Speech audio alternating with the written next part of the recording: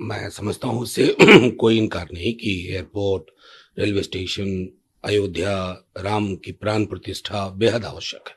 लेकिन एक बार अकेले में एकांत में माननीय प्रधानमंत्री जी अगर रामचंद्र पुरुषोत्तम, मर्यादा पुरुषोत्तम से एकालाप करेंगे ना, अंतरालाप, बातचीत करेंगे, तो मर्यादा पुरुषोत्तम भी कहेंगे कि हमारे बच्चों के रोजगार के बारे में क्या सोच रहे हो नरेंद्र जी, देश की महंगाई के बारे में क्या सोच रहे हो प्राइम मिनिस्टर साहब।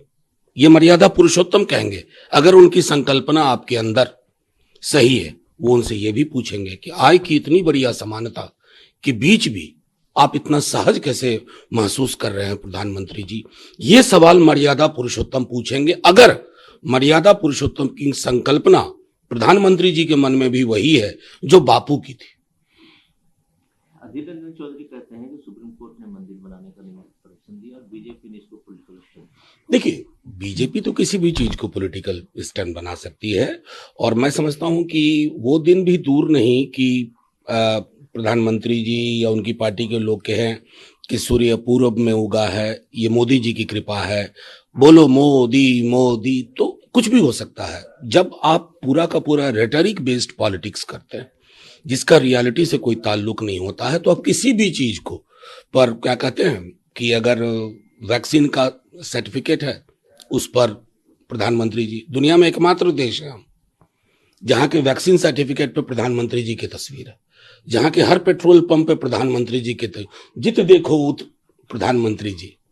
मतलब कहीं चले जाइए, शौचालय से लेकर विश्वविद्यालय तक आपको प्रधानमंत्री जी की तस्वीर मिलेगी। सेल्फी पॉइंट रेलवे में, रेलवे ठीक से चल नहीं पा रहा लेकिन रेलवे में सेल्फी पॉइंट बनाए हुए हैं और वहां मैंने देखा कि एक असहाय सी लड़की सोई हुई है, वो हकीकत थी देश की। उद्धव ठाकरे बोलते हैं कि मुझे अभी तक निमंत्रण नहीं मिला है और मुझे किसी निमंत्रण की जरूरत नहीं है वहां जाने की। बिल्कुल सही कहा कि देखो, जिनकी भी आस्था होगी वो 22 को जाएं या 23 को जाएं या 28 को जाएं, वो जाएंगे। मतलब मैं तो इस बात से हैरान हूं कि कल को रामचरितमानस को भी ये भाजपा का ग्रंथ या रामायण को भी भाजपा का ग्रंथ न बताने की कोशिश करें। अरे ये सारी पौराणिक कथाएं, जो भी किताबें हैं, ये महत्व देश की थी। संजय राउत बोलते हैं कि अब यही एक बाकी रह गया है कि हो सकता है कि आगे बीजेपी बोल दे कि भगवान राम हमारे कैंडिडेट थे। उन्होंने जो कहा उस तंज को समझिए कि कर्नाटक में चुनाव हो रहा था, बजरंग दल के कुछ कुकृत्यों पर चर्चा हुई, तो खुद प्रधानमंत्री जी जाके Bajrang Dal is equal to Bajrangbali कहा है, लेकिन कर्नाटका के लोगों ने इनकार कर दिया। कई दफा क्या होता है ना कि आप जिस प्रोग्राम पे चलते हैं कि मैं इस राम मंदिर प्राण प्रतिष्ठा के माध्यम से देश के सामने ज्वलंत मुद्दों को दबाने के लिए, छुपाने के लिए, ढकने के लिए इसका इस्तेमाल करूंगा, ये गोटी उल्टी भी पड़ जाती है। अमित शाह कहते हैं कि इंडिया तीसरा बिगेस्ट इकोनॉमी हो जाएगा 2027 तक अगर मोदी जी कंटिन्यू। नहीं, बिल्कुल, अमित शाह जी तीसरा बिगेस्ट इकोनॉमी हो जाएगा, उसका बेनिफिशियरी कौन होगा?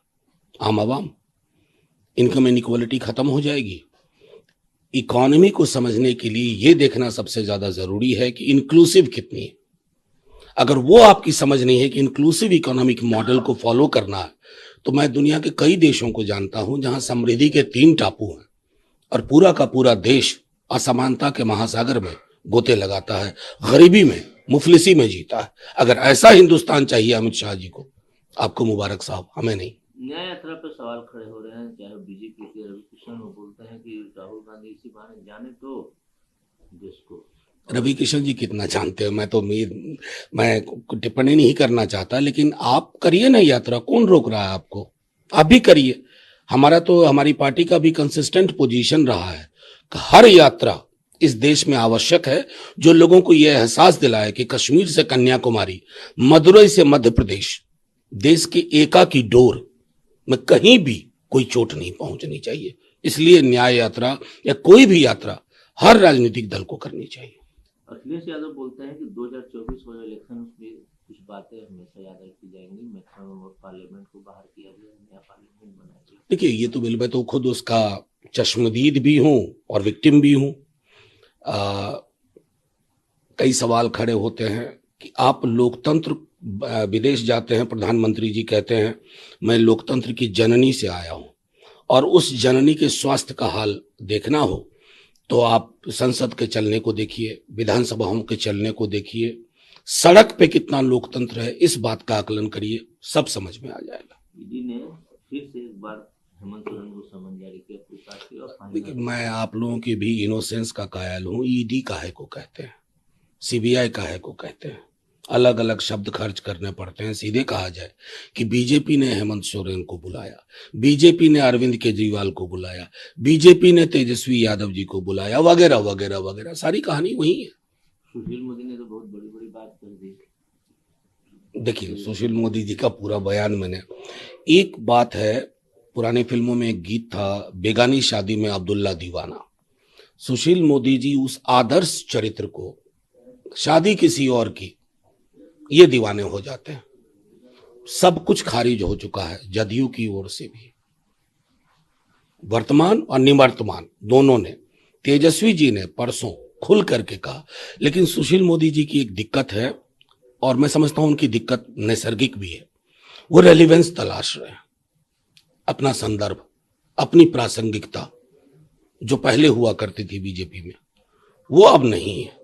तो मैं उनको मुबारकबाद देता हूं। अगर इस प्रकार के बयानों से उनको, उनके बारे में कोई राय बने बीजेपी में, तो मैं उन लोगों में होऊंगा जिसे बेहद खुशी होगी। विनेश फोगाट ने खेल रत्न वापस कर दिया, क्या चल रहा है? भाई, ये तो सब जानते हैं, विनेश फोगाट, पुनिया, बजरंग पुनिया, उसके बाद बचता क्या है कहने को?